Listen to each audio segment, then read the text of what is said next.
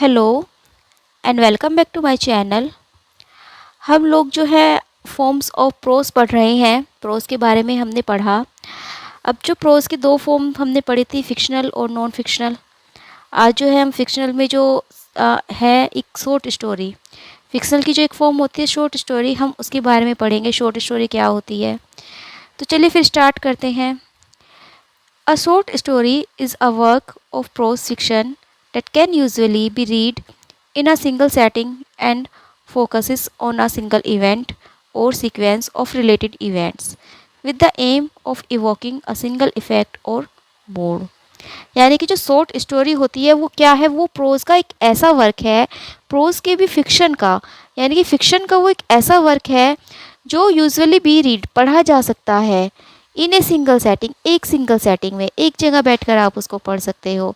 And focuses on a single event, और ये केवल एक सिंगल इवेंट पर फोकस करता है, और सीक्वेंस ऑफ रिलेटेड इवेंट्स, या फिर अगर उसमें बहुत सारे इवेंट्स हैं तो वो सब एक दूसरे से रिलेट करते होंगे। विद द एम, और उसका जो एम होता है, of evoking a single effect और मूड, तो वो होता है मतलब इवोक करना, जगाना कोई सिंगल इफेक्ट या फिर किसी मूड को, ताकि जब हम उसको पढ़ते हैं, कोई रीडर जब स्टोरी पढ़ता है तो उसके अंदर कोई एक सिंगल इफेक्ट या उसका कोई एक सिंगल मूड बनता है। तो जो शॉर्ट स्टोरी का एम है वो यही है कि वो रीडर के अंदर जो है कोई इफेक्ट जो है वो इवोक कर सके।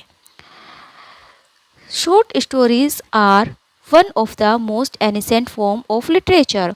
जो शॉर्ट स्टोरीज़ हैं, जो छोटी छोटी कहानियाँ होती हैं, वो क्या है, वो एक एनिसेंट फॉर्म है लिटरेचर की बहुत पुरानी चली हुई आ रही फॉर्म है। And have existed in the form of legends, mythic tales, folk tales, fairy tales, fables and anecdotes in various ancient communities across the world।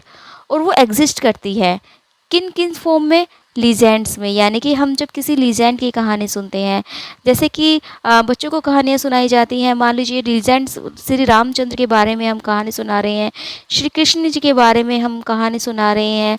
तो जब हम किसी लीजेंड के बारे में कहानी सुनाते हैं, या कोई मिथिक टेल्स हम उनको सुनाते हैं, कोई फोक टेल सुनाते हैं, कोई फेरी टेल सुनाते हैं। फेरी टेल्स यानी कि परियों की कहानियाँ जो बच्चों को बहुत पसंद होती है। फेबल्स पशु पक्षियों की कहानियाँ होती हैं, जिसमें पशु पक्षियों को जो है मतलब बोलते हुए दिखाया जाता है। तो इस तरह की जो भी कहानियाँ हम आज तक सुनाते आ रहे हैं अपने बच्चों को, हमने भी सुनी है हमारे दादी नानी से, उनकी हमारी जो दादी नानी थी उन्होंने भी सुनी होगी, वो हमको सुना रही है, हम अपने बच्चों को सुना रहे हैं। तो ये सब जो है ये शॉर्ट स्टोरीज़ है जो कि बहुत पुराने टाइम से चली आ रही है। ये पहले रिटन नहीं होती थी, ये ओरल ही सुनाई जाती थी, लेकिन बाद में जो है ये रिटन भी होने लगी। और ये जो शॉर्ट स्टोरीज़ होती हैं, ये जो है हर कम्युनिटी में आपको मिलेगी, various ancient communities across the world, पूरे वर्ल्ड में। यानी कि चाहे कोई भी कम्युनिटी हो, कोई भी जो है कंट्री हो, पूरे वर्ल्ड में जो है शॉर्ट स्टोरीज़ एग्जिस्ट करती हैं किसी न किसी रूप में। Although some of these stories were written down, हालांकि जो इनमें से कुछ ही स्टोरी जो है वो लिखी गई, the majority were handed down by oral traditions, और मेजोरिटी जो है बहुत ज़्यादा जो स्टोरीज़ थी वो केवल ओरली ही जो है हैंडेड डाउन की गई, हैंड ओवर की गई दूसरों को। यानी कि जैसे अभी बताया था कि जैसे हमारी दादी नानी ने उनकी दादी नानी से सुनी होगी, उन्होंने हमें सुनाई, हम अपने बच्चों को सुना रहे हैं। तो मतलब पहले क्या था कि कुछ ही स्टोरी जो थी वो लिखी गई थी, रिटन में जो है कुछ ही स्टोरीज़ थी पुरानी। अगर समय की हम बात करें, मोस्टली जो है ओरली सुनाई जाती थी, ओरली कोई हमें सुनाता था और हम ही जो है औरों को सुना रहे हैं। तो ओरल ट्रेडिशन जो है चलता आ रहा था। The early 19th century welcomed the modern day short story. 19th century जब आई, 19वीं सदी जब आई, 19वीं सदी की जो अर्ली टाइम था, उन्होंने जो है मॉडर्न डे की जो शॉर्ट स्टोरी है जो आज हम पढ़ते हैं अपने बुक्स में, जो हम पढ़ रहे हैं, उनको वेलकम किया। यानी कि फिर जो है शॉर्ट स्टोरीज़ लिखी जाने लगी, जिनको आज भी जो है हम पढ़ते हैं। कोर्सेज में भी होती है, 10th 12th में भी जो है आपको शॉर्ट स्टोरी जो कि एक बुक मिलती है, 12th में आती है एक शॉर्ट स्टोरी की बुक जिसमें जो है शॉर्ट स्टोरीज़ दी गई हैं।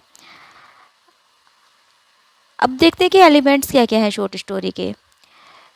स्टोरी कैसी ये हो सकती है, स्टोरी में आपको क्या क्या देखने को मिलेगा। सबसे पहली बात करते हैं कॉमेडी की। कॉमेडी क्या होती है, कॉमेडी होती है वो स्टोरी जो कि हैप्पीली एंड्स होती है। कॉमेडी के बारे में हम जो है डिटेल में पढ़ चुके हैं। जब हमने फॉर्म्स ऑफ ड्रामा पढ़ा था तो कॉमेडी के बारे में भी जो है एक अलग से सेपरेट वीडियो बनी हुई है जिसमें कॉमेडी के बारे में बताया गया है कि कॉमेडी के क्या क्या जो है एलिमेंट्स होते हैं। तो कॉमेडी वही होती है कि जो शॉर्ट स्टोरी जो है हमारी हैप्पीली अगर वो एंड हो जाए तो वो कॉमेडी होगी। और tragedy a story which ends unhappy, यानी कि वो स्टोरी जो कि अनहैप्पी एंड होती है, जिसमें जो है जिसका अंत जो है वो दुखद होता है, तो वो ट्रेजेडी कहलाता है। और जिसका अंत सुखद होता है वो कॉमेडी कहलाता है। कॉमेडी और ट्रेजेडी दोनों पर ही जो है वीडियो अपलोडेड हैं। दोनों पर जो डिटेल में वीडियो बनाई हुई है मैंने, जब फॉर्म्स ऑफ ड्रामा हम पढ़ रहे थे, आप लोग देख सकते हैं। फिर बात करते हैं प्लॉट की। प्लॉट का मतलब क्या होता है? प्लॉट का मतलब होता है प्लान या फिर स्कीम किसी स्टोरी की। किसी स्टोरी का क्या प्लान है। It means arrangements of the incident of the story. इसका क्या मतलब होता है? इसका मतलब होता है अरेंजमेंट करना।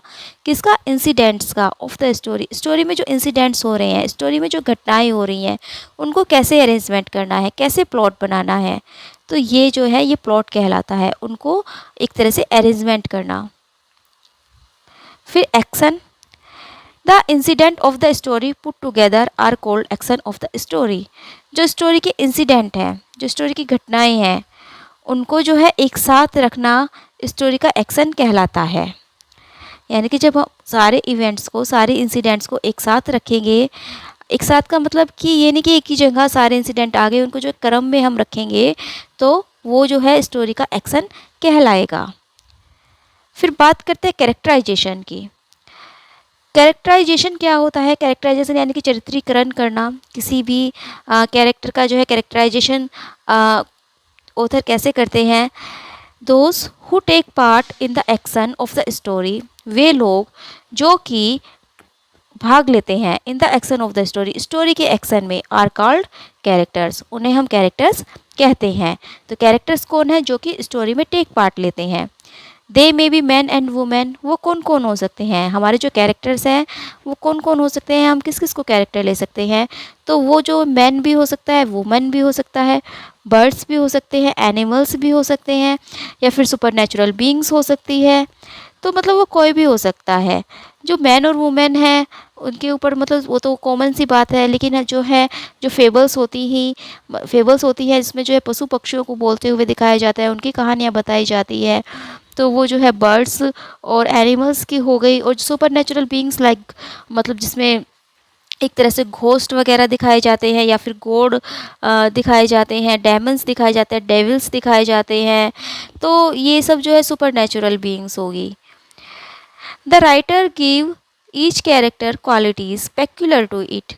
जो राइटर है वो हर कैरेक्टर को कोई ना कोई क्वालिटी देते हैं, यानी कि कोई ना कोई चीज़ जो है कैरेक्टर को देंगे।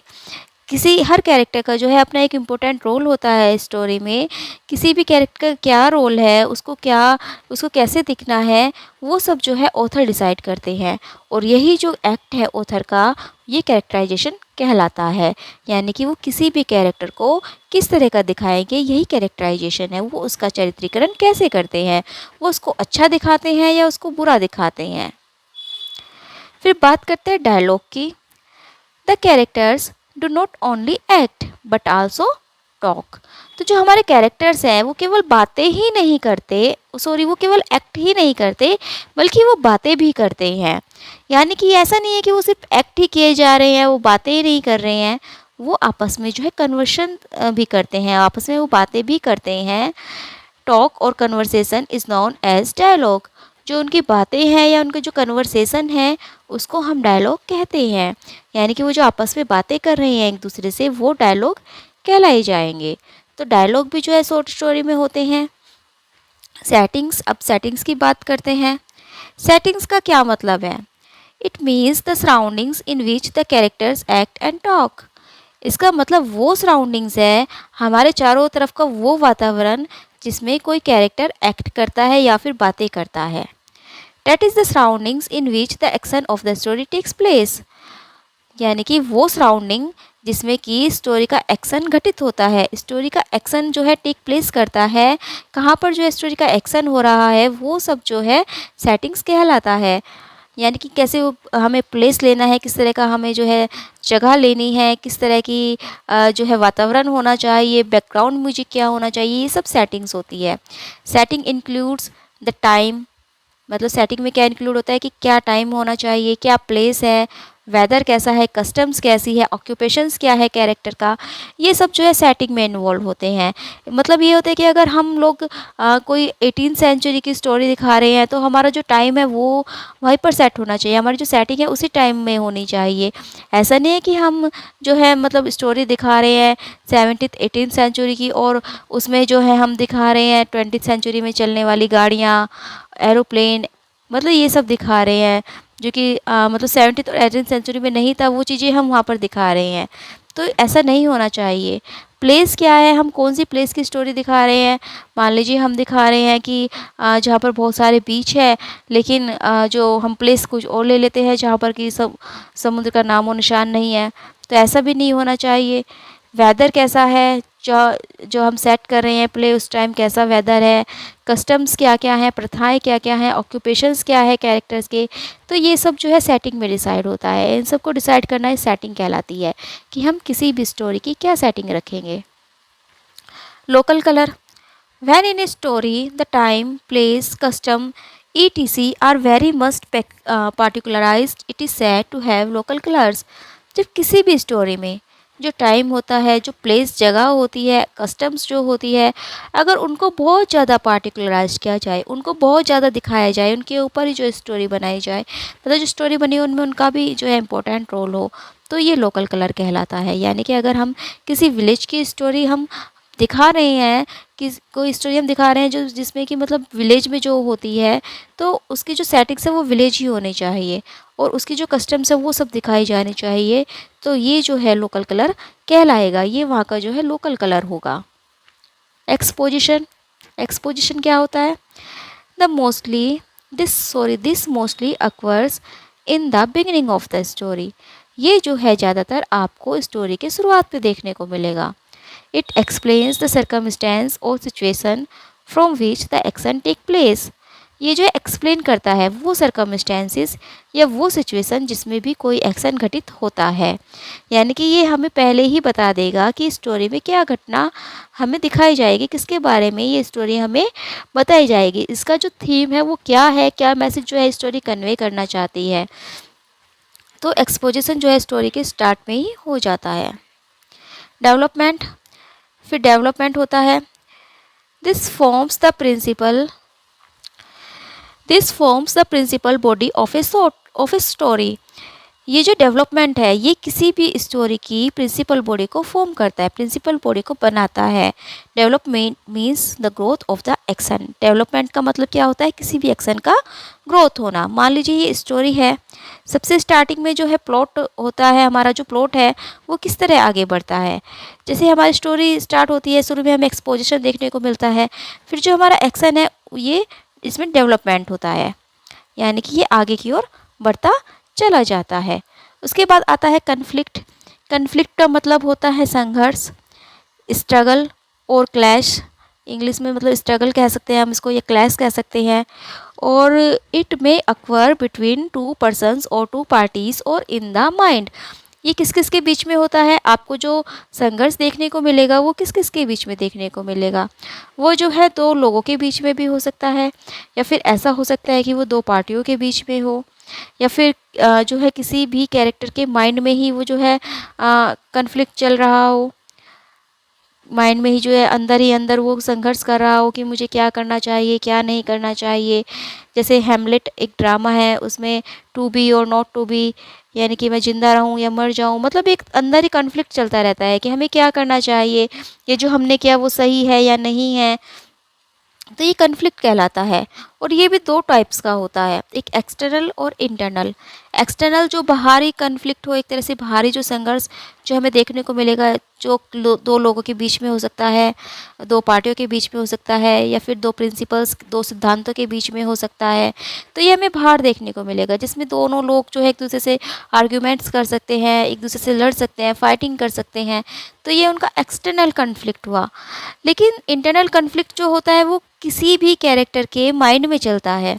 बिटवीन व्हाट ही डज, किस किस के बीच में, जो उसने किया है, जो वह करता है, और what he feels ought to do, और जो वो सोचता है कि उसे क्या करना चाहिए। मान लीजिए हम कुछ सोचते कुछ है कि हमें ये करना चाहिए, लेकिन हम करते कुछ है। तो इस तरह जो कैरेक्टर है उसके माइंड में कुछ ना कुछ कन्फ्लिक्ट चलता रहता है कि क्या मैंने जो किया क्या वो सही था या नहीं था, मुझे ऐसा नहीं करना चाहिए था या मुझे करना चाहिए था ऐसा। तो ये सब जो है कन्फ्लिक्ट उसके माइंड में चलता रहता है, तो इसको हम इंटरनल कन्फ्लिक्ट कहते हैं। फिर बात करते हैं कॉम्प्लिकेशंस की। This mean rising action during this stage the action progress and grows. इसका मतलब होता है एक्शन में राइजिंग, यानी कि एक्शन का ऊपर उठना। कॉम्प्लिकेशंस जो है, जब एक्शन ऊपर उठता जाता है, तो जो एक्शन है वो प्रोग्रेस करता है और ग्रो करता है, तो उसमें जो है बहुत कॉम्प्लिकेटेड भी हो जाता है वो, यानी कि कॉम्प्लिकेशंस भी आ जाते हैं। जो हमारी स्टोरी है उसमें कॉम्प्लिकेशंस भी आपको देखने को मिलेंगे, कुछ ना कुछ कॉम्प्लिकेटेड जो है स्टोरी होती चली जाती है जैसे जैसे स्टोरी आगे बढ़ती है। फिर जो है जब कॉम्प्लिकेशंस बहुत ज़्यादा हो जाएंगे तो एक क्लाइमैक्स आता है। क्लाइमैक्स का मतलब होता है हाईएस्ट या फिर पीक, यानी कि सबसे ऊंचा, top. Here the action rises to the highest pitch, और यहाँ पर जो है एक्शन सबसे ऊपर चला जाता है, यानी कि क्लाइमैक्स आ जाता है स्टोरी में। जब कॉम्प्लिकेशंस बढ़ जाते हैं तो एक क्लाइमैक्स फिर स्टोरी में आता है। इसके बाद क्रिसिस। क्रिसिस का मतलब होता है टर्न करना। This means A turning point, इसका मतलब होता है एक turning point. Climax is followed by crisis. Crisis कब आता है? क्रिसिस आता है क्लाइमैक्स के बाद। जब क्लाइमैक्स आ जाता है तो उसके बाद जो है स्टोरी एक टर्न लेती है, एक मोड़ लेती है, जिसको क्रिसिस कहते हैं। Here the action takes a turn for the better or worse, और यहाँ पर जो है एक्शन एक टर्न लेता है या तो अच्छे के लिए या फिर बुरे के लिए, यानी कि अब कैरेक्टर के साथ या तो कुछ अच्छा ही होगा या फिर कुछ बुरा होगा। यहाँ से जो है जो स्टोरी है वो ट्रेजडी या कॉमेडी में चेंज हो जाएगी। डिनोमा। डिनोमा क्या होता है? ये टर्म है जिसका मतलब होता है फॉलिंग एक्शन। यहाँ पर जो है एक्शन गिर जाता है। During the denouement the complication is resolved or removed. जब डिनोमा आता है तो उसके दौरान जो कॉम्प्लिकेशंस जो हुए थे हमारी स्टोरी में वो सब या तो रिजॉल्व हो जाते हैं या रिमूव हो जाते हैं, और स्टोरी जो है अपने एंड की ओर मुड़ जाती है, यानी कि अब जो है स्टोरी का एंड होने वाला है। सॉल्यूशन। जब स्टोरी का एंड आता है तो दो चीज़ होती है, या तो सॉल्यूशन होगा या कैटास्ट्रॉफे होगा। सॉल्यूशन का मतलब होता है ये स्टोरी के एंड में होगा, उस स्टोरी के एंड में जिसका कि हैप्पीली एंड होगा, जिसका अंत सुखद होगा, तो उसको सॉल्यूशन कहेंगे।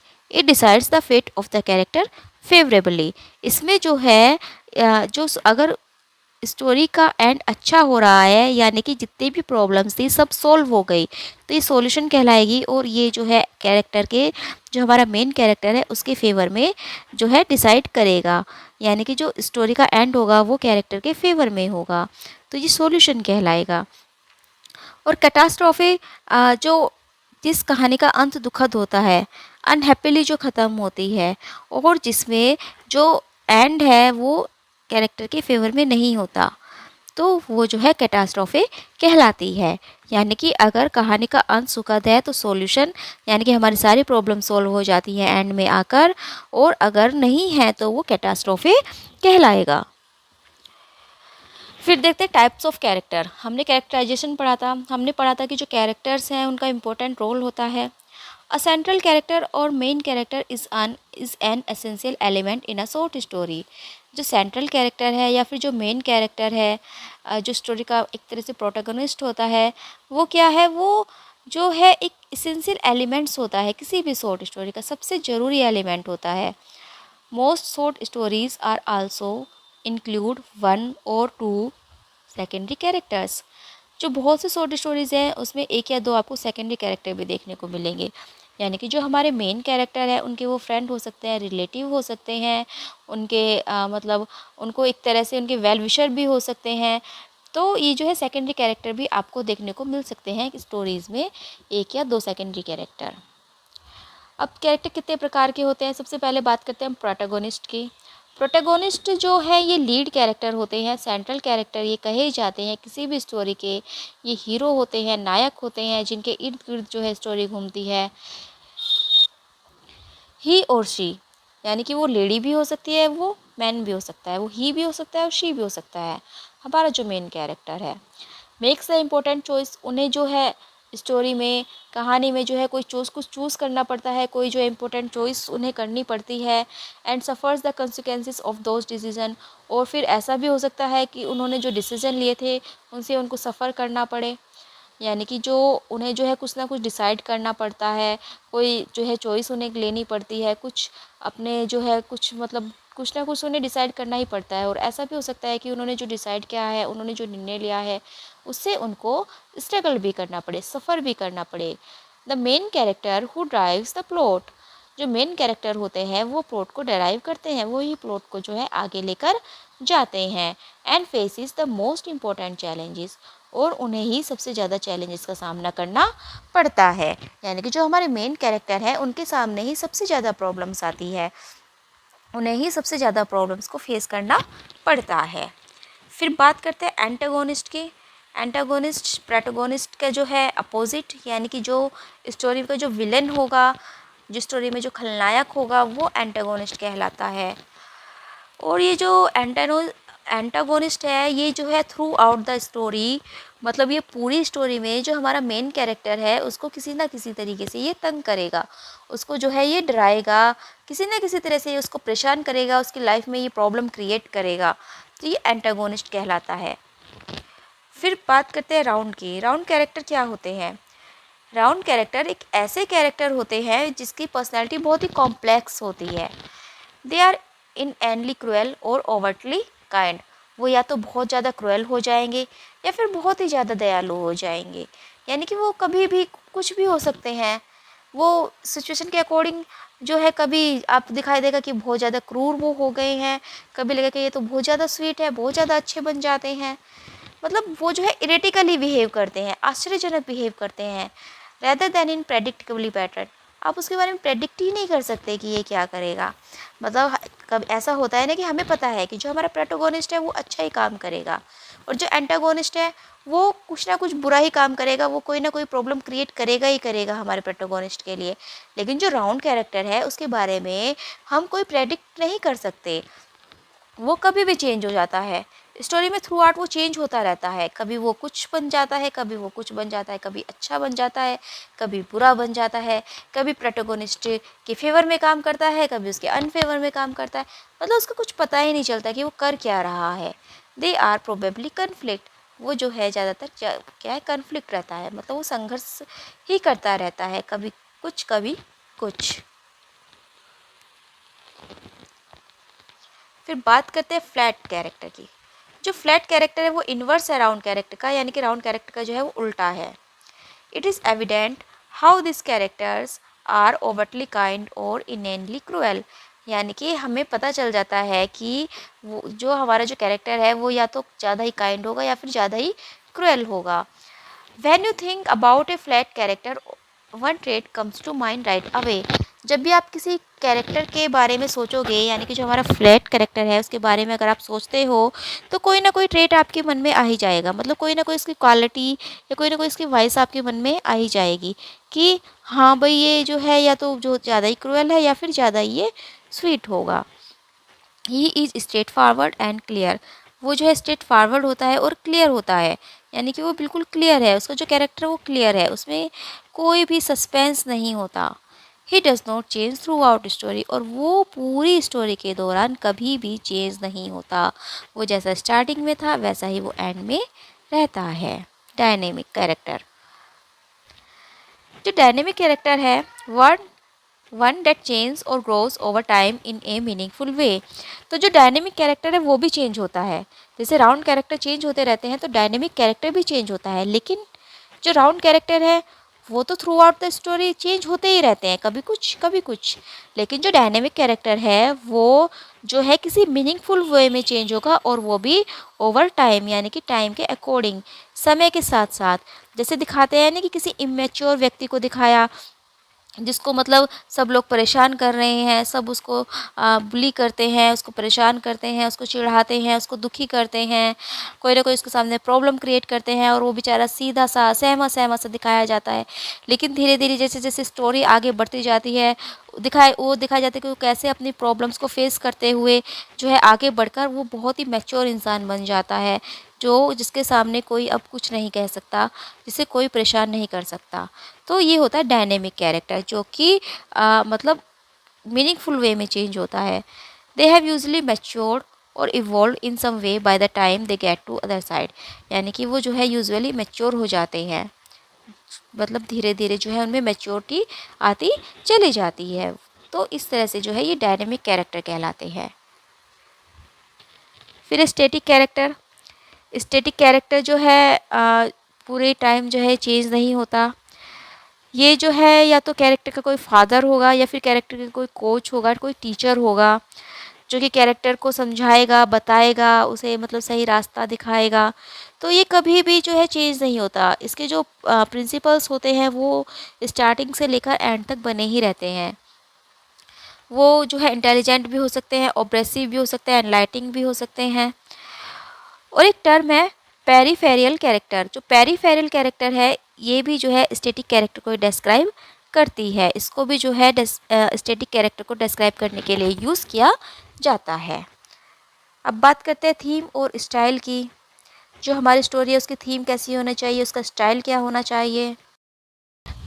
The theme of a story is woven all the way through the story. जो स्टोरी की थीम होती है वो जो है, जो पूरी स्टोरी है उसके चारों ओर बुनी जाती है, यानी कि जो पूरी स्टोरी है उसमें जो है एक थीम होती है, एक थीम बुनी जाती है। The characters, actions, interactions, intentions and motivations all reflect the stories theme. और हमें स्टोरी की थीम का किससे पता चलता है, कौन रिफ्लेक्ट करता है। जो स्टोरी की थीम है वो कैरेक्टर्स, उनके जो एक्शंस होते हैं, उनके इंट्रैक्शंस होते हैं, इंटेंशंस, उनकी जो मोटिवेशंस होती हैं, ये सब जो है स्टोरी की थीम को रिफ्लेक्ट करते हैं।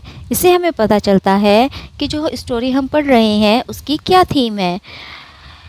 The title of a story generally emphasis what the author is going to convey.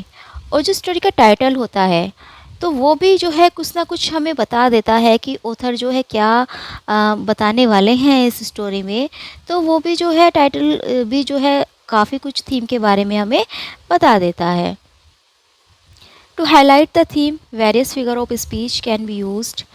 किसी भी थीम को हाईलाइट करने के लिए, थीम को बताने के लिए बहुत सारी फिगर ऑफ स्पीच भी यूज़ की जा सकती है, जैसे सिमली, मेटाफर, हाइपरबल। तो इस तरह की जो पर्सोनिफिकेशन मतलब जो स्पीच हैं वो यूज़ की जाती हैं, so that we can know about the theme of the story, ताकि हमें पता चल सके कि स्टोरी की थीम क्या है। अब एग्जाम्पल्स देखते हैं कुछ थीम का, यानी कि क्या थीम हो सकती है किसी भी स्टोरी की। There are many prevailing themes in literature. वैसे तो लिटरेचर में बहुत सारी थीम्स हैं, several of which we can be identified right away, लेकिन उनमें से कुछ हम यहाँ पर आइडेंटिफाई कर सकते हैं। यानी कि वैसे तो बहुत सारी थीम्स हैं स्टोरीज़ की। आप स्टोरीज़ पढ़ने बैठ जाओ तो बहुत सारी अलग अलग थीम्स आपको देखने को मिलेगी, लेकिन कुछ थीम्स हैं जैसे कि लव इज़ ब्लाइंड। कुछ जो स्टोरी होती है, जो लव स्टोरी होती है, उनमें दिखाया जाता है कि जो लव है वो ब्लाइंड होता है। ओवरकमिंग हार्डशिप्स दिखाते हैं कि कैसे जो कैरेक्टर होते हैं, जो मेन कैरेक्टर होता है वो कैसे जो है हार्डशिप से बाहर निकल कर आता है, कैसे वो हार्डशिप्स को फेस करता है, मुश्किलों का वो कैसे सामना करता है। स्ट्रगलिंग विद इनर डेमन्स, जो स्ट्रगल करता रहता है अपने अंदर के डेमन से, अपने अंदर के जो उसके विचार हैं उनसे जो स्ट्रगल करता रहता है, ये भी थीम जो है स्टोरी की हो सकती है। जैसे प्ले हमने पढ़ा था मैकबेथ। मैकबेथ अगर आपने पढ़ा हो तो उसमें मैकबेथ जो है वो मतलब अंदर ही अंदर उसका जो इंटरनल जो कॉन्फ्लिक्ट है वो चलता ही रहता है। वो डंकन को मतलब मारने से पहले भी ये सोचता है कि मुझे मारना चाहिए, नहीं मारना चाहिए। वो मार देता है, उसके बाद भी जो है उसका स्ट्रगल ख़त्म नहीं होता, वो अपने अंदर के डायमंड से लड़ता ही रहता है। सोशल इंजस्टिस भी जो है शॉर्ट स्टोरी की थीम हो सकती है। कैसे जो है सोसाइटी में इनजस्टिस फैला हुआ है, सोसाइटी की क्या बुराइयां हैं, सोसाइटी की जितनी भी वाइसिस है वो सब भी जो है शॉर्ट स्टोरी की थीम बना सकते हैं हम, उस पर भी कोई स्टोरी लिखी जा सकती है। रिवेंज भी थीम हो सकती है, एक स्टोरी में दिखाया जाता है रिवेंज लेना। तो ये जो है कुछ थीम्स हो सकती हैं। ये बहुत ही मतलब कम थीम है, बहुत सारी थीम्स जो है स्टोरी की हो सकती हैं, लेकिन उनमें से ये कुछ हैं। अब बात करते हैं स्टाइल की। A story style refers to the author's use of vocabulary. जो स्टोरी का स्टाइल होता है वो रेफ़र करता है ऑथर के यूज़ पर, कि जो ऑथर है वो वोकैब का यूज़ कैसे करते हैं, वो किस तरह के वोकैब अपने स्टोरी में यूज़ कर रहे हैं। तो स्टोरी का स्टाइल जो है उस पर डिपेंड करता है, उसको रेफ़र करता है। जैसे यूज़ ऑफ वर्ड्स, जो वर्ड्स का यूज़ है, किस तरह के वर्ड्स का यूज़ करना चाहिए, किस तरह के शब्दों का यूज़ करना चाहिए जो स्टोरी अट्रैक्टिव लगे। सेंटेंसेस फॉर्म कैसी है, फिगरेटिव एक्सप्रेशंस कैसे हैं, किस तरह के फिगर ऑफ स्पीच यूज़ किए हैं, एंड सेंटेंस कंपोजिशन कैसी है। तो ये जो सब वर्क है, ऑल वर्क टुगेदर, ये सब जो मिलते हैं to create tone, image and context in the text. तो ये सब मिलकर जो है किसी भी टेक्स्ट की टोन बनाते हैं, इमेज बनाते हैं, कॉन्टेक्स्ट बनाते हैं। The author's style refers to how he or she depict situation, objects and concepts. जो ऑथर का स्टाइल है वो जो रेफ़र करता है कि कैसे जो ऑथर है वो, मतलब मेल भी हो सकता है, फीमेल भी हो सकता है, जो भी ऑथर है वो कैसे सिचुएशन, ऑब्जेक्ट और कंसेप्ट को डेपिक्ट करता है, कैसे उनका वर्णन करता है, वो हमें कैसे बताता है कि सिचुएशन क्या है, ऑब्जेक्ट क्या है, कॉन्सेप्ट क्या है, इन सब के बारे में कितनी अच्छी तरीके से वो हमें समझा सकता है। कैसे शब्दों का वो यूज़ करे जो हमें बहुत, मतलब स्टोरी पढ़ने में हमें अच्छा लगे, हम स्टोरी को जो है एक्साइटमेंट से पढ़े। तो ये सब जो है स्टोरी का जो ऑथर होता है उनके स्टाइल पर डिपेंड करता है। Narration and point of view. Narration क्या होता है? The use of a written of or spoken commentary to relay a story to an audience is known as narration. The use, किसका यूज़? ऑफ अ रिटर्न, लिखा हुआ, या फिर spoken commentary, या फिर बोले जाने वाली commentary, to relay a story to an audience, जो जैसे कि वो स्टोरी को रिले किया जाता है, स्टोरी को बताया जाता है ऑडियंस को या फिर रीडर को। तो ये जो है नरेशन कहलाता है। मतलब किसी चीज़ को नरेट करना, किसी चीज़ का वर्णन करना, किस तरह जो है स्टोरी का वर्णन किया जाता है, वो चाहे रिटन फॉर्म में है चाहे ओरल फॉर्म में है, वो हमको सुनाई जाए या फिर लिखी जाए, वो किस तरह से जो वर्णन की जाती है, नरेशन वर्णन करने को कहते हैं। The narration is delivered by a narrator. जो नरेशन है वो किसी नरेटर के द्वारा डिलीवर किया जाता है। कोई नरेटर होता है जो हमें सारी जो स्टोरी है वो नरेट करता है।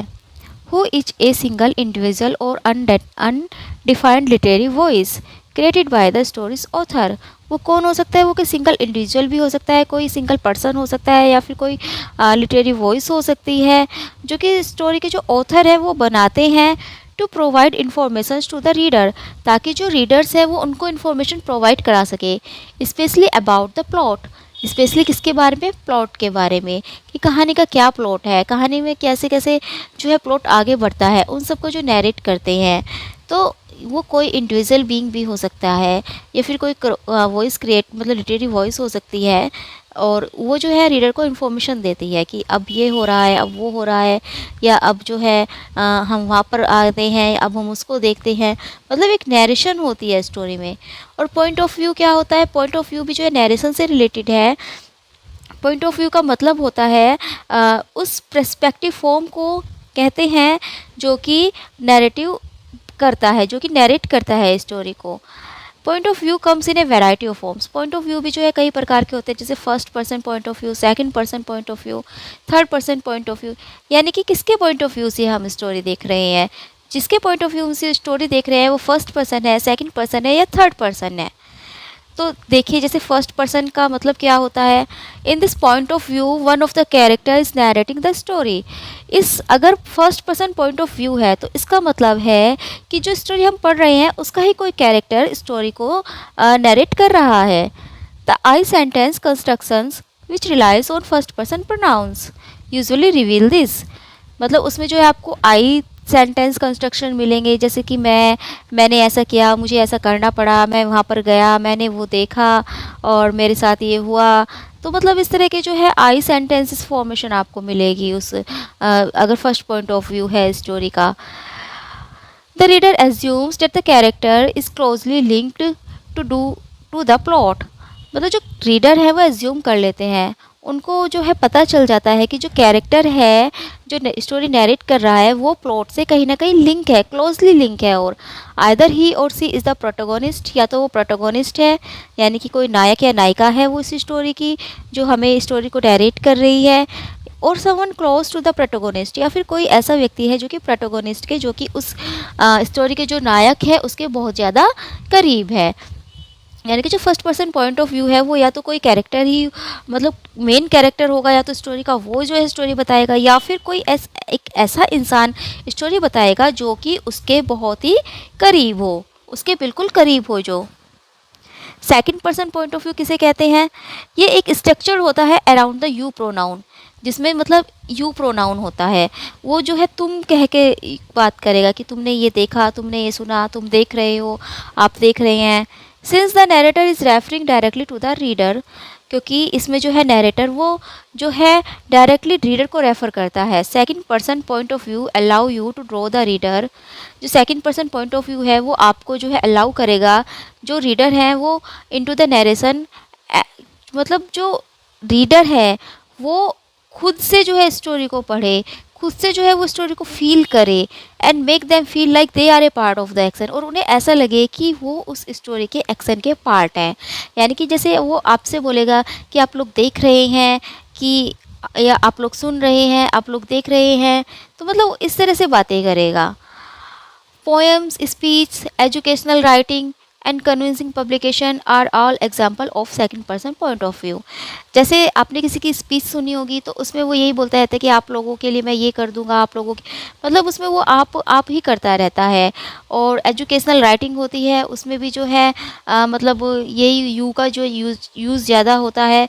और जो कन्विंसिंग पब्लिकेशंस होते हैं, जो पब्लिकेशन होते हैं कन्विंस करने के लिए लोगों को, उनमें भी वो जो है आप ही करते रहते हैं। तो मतलब ये second person point of view है। ये कुछ एग्जांपल्स है second person point of view के। Now third person point of view, it is when the narrator is telling a story about the characters and uses the third person pronouns। ये third person pronoun वहाँ आते हैं जब कोई narrator story को बताते हैं अबाउट द कैरेक्टर्स के बारे में बताते हैं, और use the third person pronoun, और वो थर्ड पर्सन प्रोनाउन को यूज़ करते हैं। मतलब कि वो उस स्टोरी का कोई कैरेक्टर नहीं है, वो कोई और ही है जो बता रहा है कि वो, मतलब जैसे हम किसी स्टोरी को बताते हैं कि उसने ऐसा किया, एक राजा थे, एक रानी थी, राजा ने ये किया, रानी ने वो किया। तो इस तरह से जो मतलब third person point of view होता है, जो जिसका उस स्टोरी से कोई लेना देना नहीं है।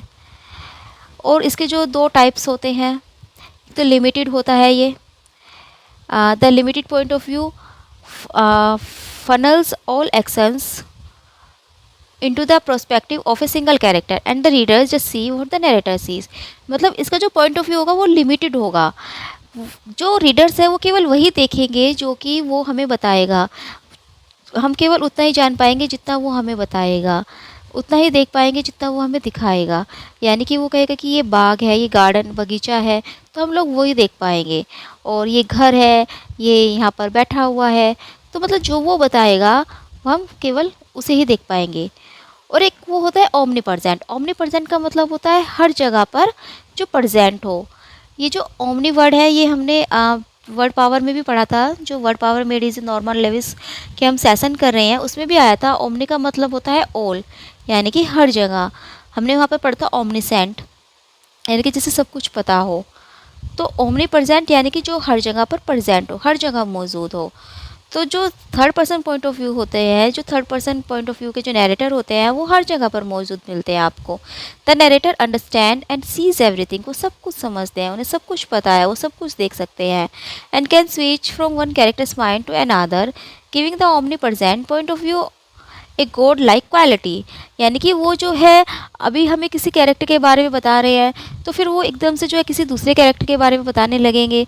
अभी वो हमें बताएंगे कि इस कैरेक्टर के दिमाग में जो है क्या बातें चल रही है, और फिर अचानक से वो किसी दूसरे कैरेक्टर के दिमाग में घुस जाएंगे और फिर बताएंगे कि इसके दिमाग में क्या चल रहा है। लाइक जैसे हम पढ़ते हैं सोलिलोक्य वो होते हैं ना, कि मतलब जो मन ही मन में बातें करता है। तो इस तरह की जो चीज़ें हैं वो रीडर हमें वो जो नैरेटर है सॉरी वो हमें बताता है कि इसके माइंड में क्या चल रहा है और उसके माइंड में क्या चल रहा है। इसका मतलब है कि जो third person point of view narrator है वो हर जगह मौजूद है, और उसके पास जो है एक क्वालिटी है लाइक गॉड की तरह की, गॉड लाइक क्वालिटी उसके पास है हर जगह प्रेजेंट होने की। जैसे गॉड जो है हर जगह प्रेजेंट हमें मिलते हैं, इसी तरह जो है third person point of view narrator हमें हर जगह मौजूद मिलता है। तो ये शॉर्ट स्टोरी के जो है कुछ एलिमेंट्स थे शॉर्ट स्टोरी के बारे में। जो हमारा नेक्स्ट लेक्चर होगा वो नॉवेल पर होगा। नॉवेल और शॉर्ट स्टोरी जो है मिलते जुलते ही जो इनके एलिमेंट्स हैं। नॉवेल में भी आपको कैरेक्टर सेटिंग, प्लॉट ये सब मिलेंगे, तो जुड़े रहिए फिर मुझसे।